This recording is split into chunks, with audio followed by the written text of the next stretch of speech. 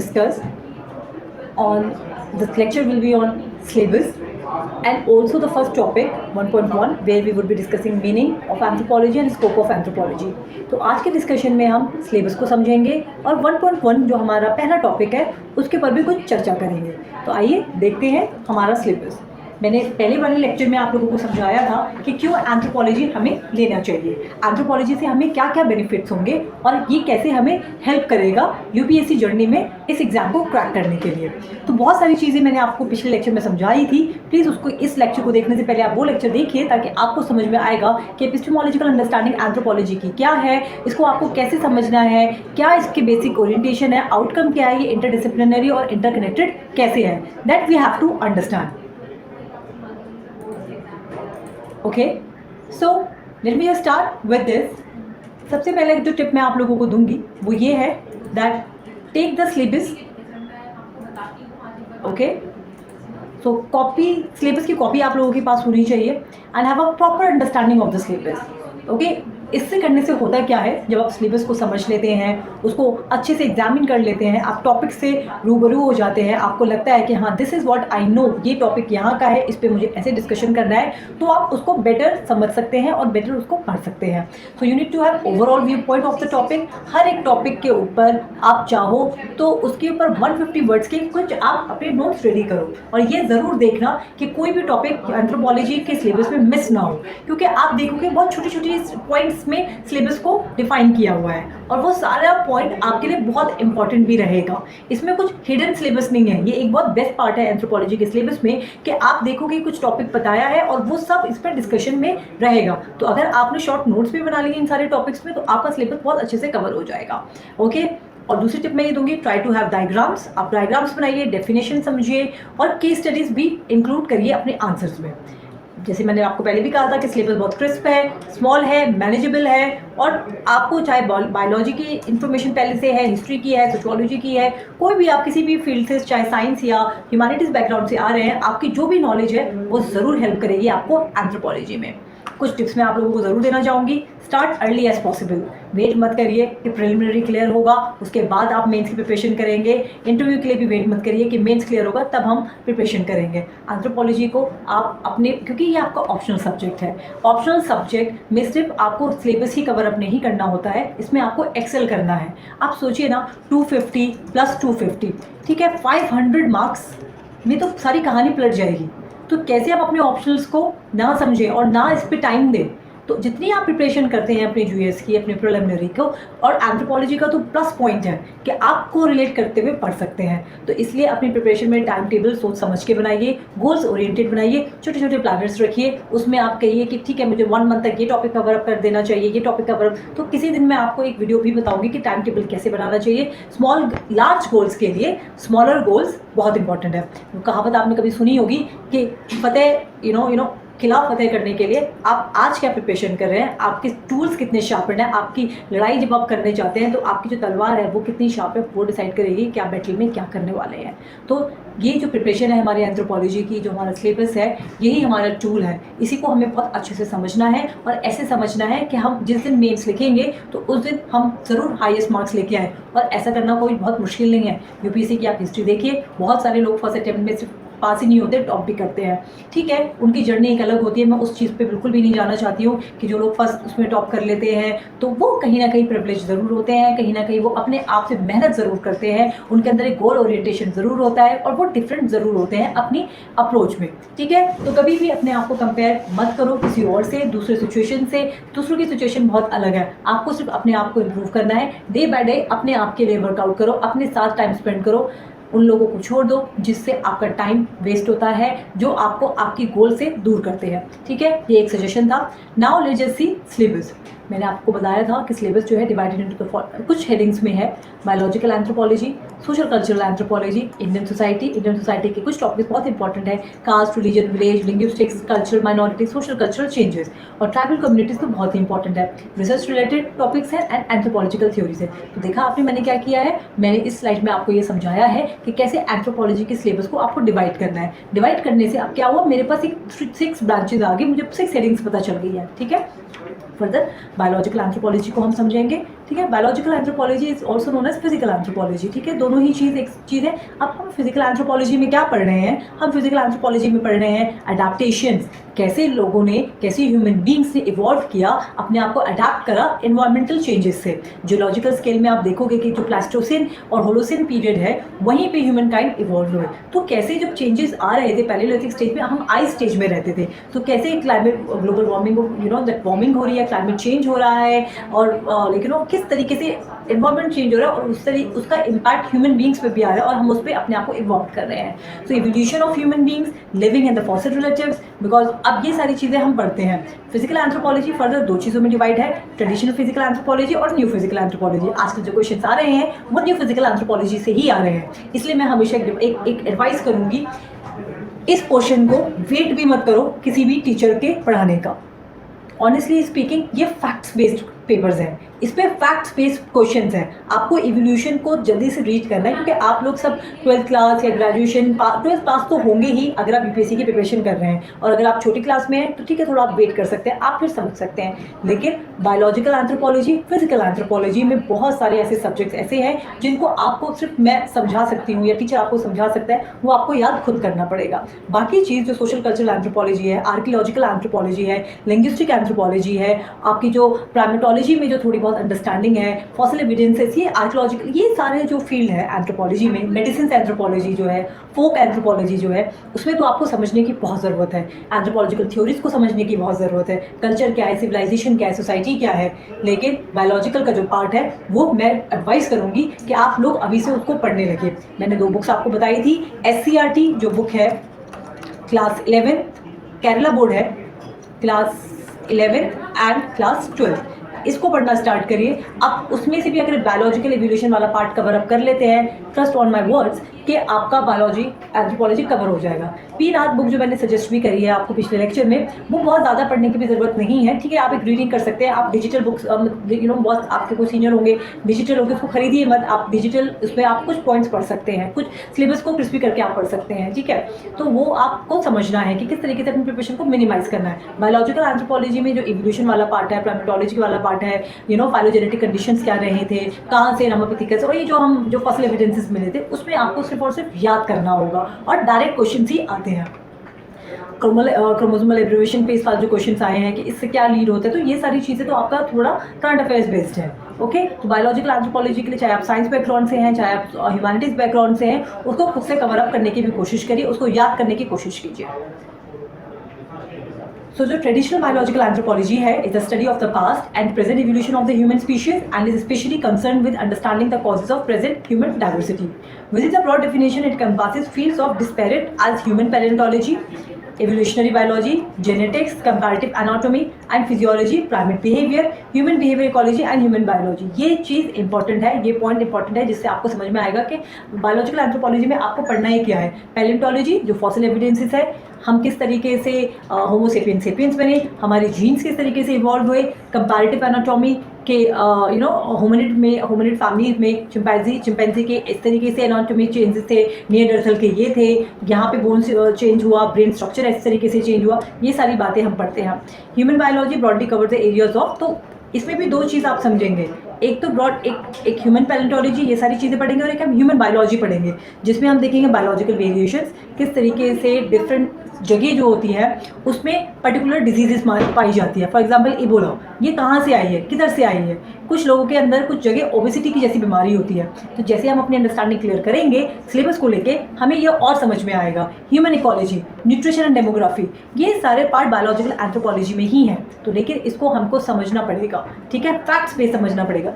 ये वाला जो पोर्शन है इसको तो आपको रटना पड़ेगा, definitely I am saying on your face कि ये रटना पड़ेगा। लेकिन ये वाला जो पोर्शन है, क्योंकि इसमें डायनामिक है, इसमें पॉपुलेशन इन्वॉल्व है, इसमें डिजीजेज इन्वॉल्व है, इसमें फॉर एग्जांपल जो हम मेडिकल एंथ्रोपोलॉजी देखेंगे तो डिफरेंस ही है, हेल्थ क्या है, इलनेस क्या है, क्रोनिक इलनेस क्या है, डिजीजेस कैसे आती हैं, एरिया का क्या इम्पैक्ट है, सोशल कल्चर कैसे इम्पैक्ट है, और ये चीज़ समझने की ज़रूरत है। फॉर एग्जाम्पल स्पोर्ट्स एंथ्रोपोलॉजी, ठीक है, आजकल हम कैसे लोगों का बॉडी मास इंडेक्स समझ के हम समझ सकते हैं कि हाँ ये पर्टिकुलर इंसान इस स्पोर्ट्स के लिए अच्छा है। किस तरीके से हम जब हायर एल्टीट्यूड में ऊपर पहाड़ पे जाते हैं तो हम अपने आप को अडाप्ट कैसे करते हैं, गर्मी जब हमें लगती है तो हमारी बॉडी क्या करती है, सर्दी हमें लगती है तो हम कैसे अडाप्ट करते हैं अपने आप को। ये कुछ चीज़ें हैं जो आपको समझने की ज़रूरत है। लेकिन पैलेंटोलॉजी, एवोल्यूशनरी, कि किस तरीके से हम प्राइमेट से ह्यूमन बींग्स आए और प्राइमेट बिहेवियर्स, फिजियोलॉजी, ये तो आपको पढ़ना पड़ेगा। For example for example Mendelian और जेनेटिक्स, ठीक है, तो जेनेटिक्स में मेंडेलियन थ्योरीज जो है वो क्या है, क्या किस तरीके से चेंज हुई, कुछ थ्योरीज तो ऑफकोर्स समझनी भी होगी। तो ये फिजिकल एंथ्रोपोलॉजी है, ठीक है। अब यहाँ पे मैंने दोबारा से इसको और डिवाइड कर दिया है, बायोलॉजिकल बेसिस ऑफ लाइफ, तो इसमें हम थोड़ा सा समझेंगे कि सेल्स कैसे आए, हम one singular organism, cellular organism से मल्टी सेलुलर ऑर्गेनिज्म कैसे बनी, ह्यूमन जेनेटिक्स क्या है, मेंडेलियन जेनेटिक्स कैसी है मैन फैमिली में, concept of genetic polymorphism and selection, Herbert Spencer ने क्या कहा है, chromosomal evolution, age, sex and population variation, concept method of ecological anthropology, epidemiological anthropology, health से डिजीज है, बहुत इस पे आर्टिकल्स आते हैं, race and racism and all, okay. दूसरा जो पार्ट है वो है सोशल एंथ्रोपोलॉजी का, उसमें हम समझेंगे कि कल्चर क्या है, सोसाइटी क्या है, कल्चर कैसे सिविलाइजेशन से डिफरेंट है, कल्चर में हमको समझना होगा, ठीक है, कि है क्या आखिर कल्चर, और लेकिन एंथ्रोपोलॉजिकल वे में। इसीलिए मैं बोलती हूँ कि दूसरी एक चीज़ आपको समझना है, जब हम एंथ्रोपोलॉजी पढ़ते हैं और समझते हैं तो इसमें आपको आपका जो जीएस का पार्ट है ना, Indian society and social issues, वो भी कोरिलेट करना है, और आपको इसमें अपने पेपर 2 की भी प्रिपरेशन एक साथ करनी है। नेक्स्ट लेक्चर में मैं आपको दिखाऊंगी कि कैसे करंट अफेयर्स के साथ साथ आप अपने पेपर 1 और पेपर 2 की प्रिपरेशन एक साथ करेंगे। केस स्टडीज़ के लिए हमें कुछ 10 घंटे नहीं लगाने हैं, अपने ही इसी प्रिपरेशन में अपने आप को पूरी तरीके से वेल प्रिपेयर्ड करना है, केस स्टडीज़ के साथ, एग्जाम्पल्स के साथ, करंट अफेयर्स के साथ, और ऐसे पढ़ना है कि जो चैलेंज है यूपीएससी का वो क्या है। चैलेंज तो सिर्फ पास्टनेस ही है ना, कोई रॉकेट साइंस और कोई बहुत डिफिकल्ट चीज़ें तो नहीं पूछता है यूपीएससी, चाहे वो जीएस पेपर 1 हो, 2 हो, 3 हो, प्रिलिमिनरी हो, वही सारी चीज़ें हैं। और इसीलिए सिर्फ जो इसके आपके जो लीस्ट क्वालिफिकेशन है वो ग्रेजुएशन मानी गई है, कि आप ग्रेजुएट है तो आप इसके लिए पढ़ सकते हैं। तो इसका मतलब है कि बहुत बेसिक चीज़ें हैं, बट आपको स्मार्ट होना पड़ेगा। आपको जो भी आप प्रिपेयर कर रहे हैं उसको रिवाइज करना है और ऐसी चीज़ें पढ़नी है जिसको आप कोरिलेट करो। तो आप कोरिलेट करोगे तो जो वास्टनेस है यूपीएससी सिलेबस का वो खत्म हो जाएगा। For example, marriage. Now coming back to social anthropology, marriage, family, kinship, religion, economic anthropology, political anthropology, ये कुछ जो पार्ट है जो आपके पेपर 2 में भी डिस्कस करेंगे आप। ये करंट अफेयर्स से रिलेटेड भी है, ये ऐसे में भी आएगा क्योंकि इसमें आपको फिलोसफिकल और एपिडेमोलॉजिकल अंडरस्टैंडिंग भी समझनी होगी। अभी जो सेंट्रल टॉपिक्स है ये हम अपने इंडियंस के बारे में ही बात कर रहे हैं, वर्ण आश्रम, caste system, impact of religion on Indian societies, what are Indian villages, linguistic, religious minorities, indigenous and exogenous process. Indigenous मतलब जो इंडिया में ही चेंजेस है। फॉर एग्जाम्पल इंडियन सोसाइटी क्या है, Indian society caste based society है, ये Hindu society है, तो यहाँ पे चेंजेस कैसे आए। तो जो कास्ट सिस्टम, जो वैदिक फिलोसफीज थी, हमारा जो वैदिक रिलीजन था वो आगे जाके चेंज हुआ, कैसे बुद्धिज्म आया, जैनिज्म आया, फिर सिखिज्म आया, फिर उसके बाद एक्सोजीनियस चेंजेस आए। एक्सोजीनियस चेंजेस कैसे, जब हमारे यहाँ यूरोपियंस आए, मुस्लिम रूल्स आए, दिल्ली सल्तनत आए, मुगल्स आए, तो यहाँ पे फिर संस्कृताइजेशन हुआ, वेस्टर्नाइजेशन हुआ, ये सारे कॉन्सेप्ट से बाहर की तरफ से चेंज आए, तो इससे हमारी सोसाइटी चेंज हुई। अब ट्राइबल कम्युनिटीज़, अब जब ट्राइबल कम्युनिटीज़ हम पढ़ेंगे तो इसमें हम सिर्फ ट्राइबल सिचुएशन इन इंडिया नहीं पढ़ेंगे, हम थोड़ा ट्राइबल्स बाहर की भी कंट्री या वेस्टर्न सोसाइटीज़ में भी पढ़ेंगे, इंडिजीनियस पीपल को पढ़ेंगे। तो ये कुछ है central topics. Now come up here research methods, और ये बहुत इंपॉर्टेंट टॉपिक है। Field tradition, distinction between technology method, कैसे एनालाइज करेंगे, इंटरप्रेट करेंगे presentation of data.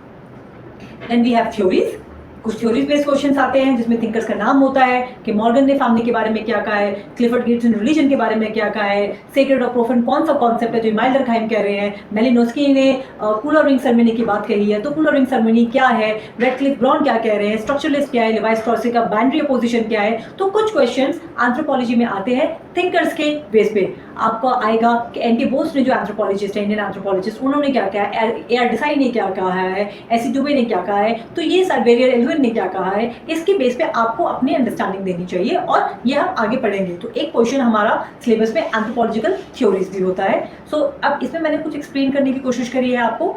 So the earlier years of anthropology was marked by colonial writing of the non western, because ये वो phase था जहाँ पे लोगों को दूसरों को कॉलोनी बनानी थी। और आप कॉलोनी कैसे बना सकते हैं किसी को, जब आपको उनके बारे में इन्फॉर्मेशन हो, उनके कल्चर के बारे में नॉलेज हो। तो इसीलिए पहले की जो एंथ्रोपोलॉजी थी या जो पहले ट्रेडिशनल एंथ्रोपोलॉजी थी वो कल्चर को समझने की कोशिश करती थी, वो इंडिजीनियस लोगों को समझने की कोशिश करती थी ताकि उनको वो बेटर क्रोनाइज कर सके। ठीक है, धीरे धीरे एंथ्रोपोलॉजी चेंज हुई। फॉर इंस्टेंस पहले एंथ्रोपोलॉजी का जो डेफिनेशन था वो था that it is the study of man.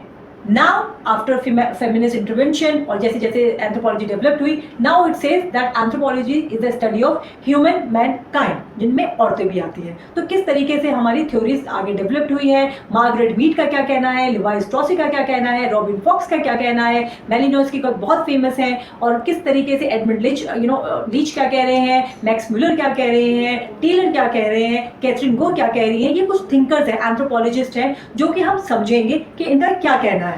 ठीक है, पॉलिटिकल साइंटिस्ट में एडम स्मिथ से लेके पॉलिटिकल फिलॉसफी भी हम समझेंगे, इकोनॉमिकल फिलॉसफीज भी समझेंगे, इकोनॉमिक थ्योरी भी समझेंगे, कार्ल पॉपर ने क्या कहा है, कैसे साइंटिफिक रेवोल्यूशंस लेके आ सकते हैं, क्या थ्योरीज हैं। तो ये सारा कुछ रेलिवेंस है जो हमें एंथ्रोपोलॉजिकल थ्योरीज में समझना होता है।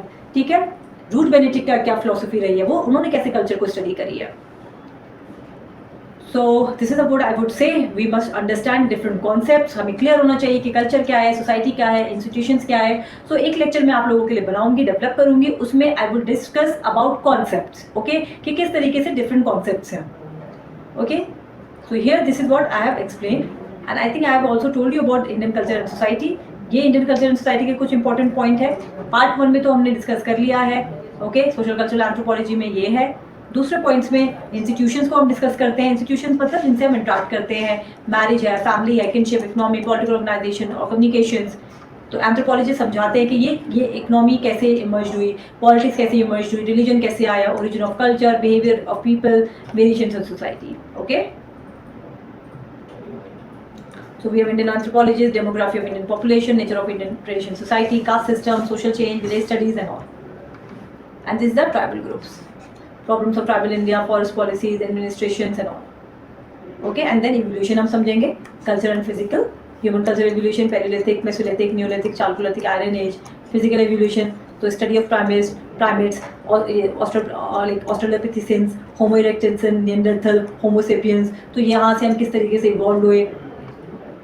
This is the biological anthropology which I have told you. So this is the syllabus which I have further divided. Okay, तो ये 1.1, 1.2, 1.3 it is introduction to anthropology.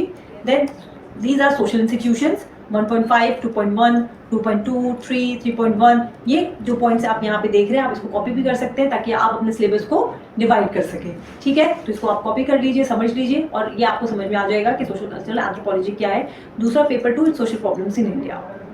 Okay, these are the lesson plans। Physical anthropology के topics ये सारे हैं जो आप देख सकते हैं 1.2, 1.3, 1.4, 8.1, 2। ओके, इस तरीके से 13 तक 13.10 ये सारे टॉपिक्स जो है बायोलॉजिकल एंथ्रोपोलॉजी में डिवाइड होते हैं। तो 2 मेजर डिवीजन है इसमें। So you can see first topic है meaning, scope and development of anthropology. दूसरा टॉपिक है रिलेशनशिप विद अदर डिसिप्लिन्स। तीसरा टॉपिक है मेन ब्रांचेस ऑफ एंथ्रोपोलॉजी। तीसरा human evolution and emergence of man, characteristic of primate, phylogenetics, कहाँ से कौन कैसे मिला, कैसे fossil evidences the biological basis of life, फिर हिस्टोरिकल आर्कियोलॉजी।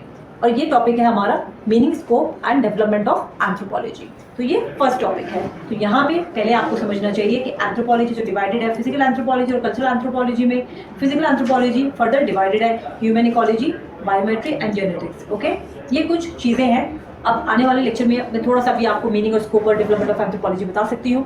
और समझ लेते हैं एंथ्रोपोलॉजी का मतलब क्या है। एंथ्रोपोलॉजी का मतलब है कि हम ह्यूमन काइंड को होलिस्टिक वे में पढ़ रहे हैं इन टाइम एंड स्पेस। तो जब ह्यूमन बीइंग इवॉल्व हुए एक सिंगल ऑर्गेनिज्म से लेकर जब वो ह्यूमन बींग्स बने और आज तक उसको हम समझते हैं। तो एंथ्रोपोलॉजी बेसिकली हर एक वो एस्पेक्ट पढ़ता है जिस पे ह्यूमन काइंड इन्वॉल्व है, उससे रिलेटेड हर एक चीज़ पे इंटरेस्ट है एंथ्रोपोलॉजिस्ट को। तो हम कह सकते हैं कि एंथ्रोपोलॉजी में हम बायोलॉजिकल एवोल्यूशन और कल्चरल एवोल्यूशन दोनों पढ़ते हैं। तो recipe of science and it's arts in equal proportion, it derived into Greek terms that is anthropos, human beings and studies. origin and development nature of human species. So the study of anthropology weaves together the finding of like to both the things. ठीक है, तो हम इस primate से ऐसे कैसे बने, तो हमने ये कैसे लेके आया, तो हमारे एक्सप्रेशन कैसे चेंज हुए, हम कल्चरली कैसे इवॉल्व हुए. ठीक है, so this is evolution of human species, Charles Darwin, और जो कि हर्बर्ट स्पेंसर ने बताया और लिया, और फिर उन्होंने बताया कि इसी तरीके से हमारा कल्चर भी डेवलप्ड हुआ. तो एरिस्टोटल ने कहा कि Aristotle is considered as father of anthropology. उन्होंने डिफाइन करा एंथ्रोपोलॉजी को, was defined as the systematic study of man as a physical और मॉरल बीइंग. मतलब हम एक सिस्टमैटिक पर्सन है, एंथ्रोपोलॉजी जो है सिस्टमैटिकली स्टडी करता है, और हम भी एक सिस्टमैटिक हैं क्योंकि हम चीज़ों को पढ़ते हैं. हम इंटेलेक्ट बीइंग है, क्रिटिकल बीइंग है. तो बायोलॉजिकल थिंग्स हम देखते हैं, जो चीज़ें हम देख पा रहे हैं, एंड नॉन टेंजिबल थिंग्स जो हम नहीं देख पा रहे हैं. फॉर एग्जाम्पल मैरिज को हम देखते नहीं है, लेकिन उसको एक्सपीरियंस तो करते हैं ना.